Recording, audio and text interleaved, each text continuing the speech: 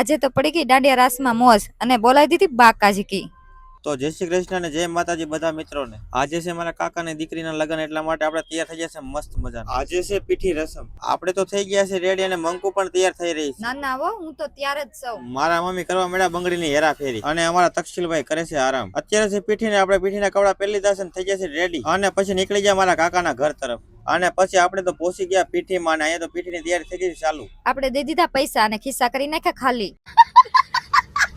પીઠીની રસમ ચાલુ હતી અને ત્યાં તો મળી ગયા મારા બેન. આ ત્રણેય છે મારી બેન. અને પડી ગઈ પછી સાંજ ને પછી બે ગયા જમવા.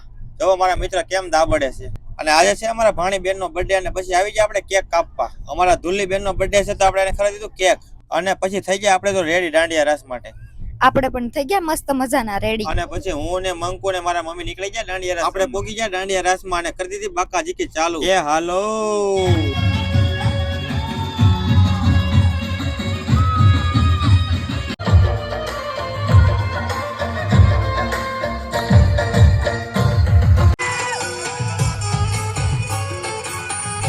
લગન હોય ને લગન માં નાગણી નો આવે એવું બને જ નહીં. અને પછી આવી નાગણી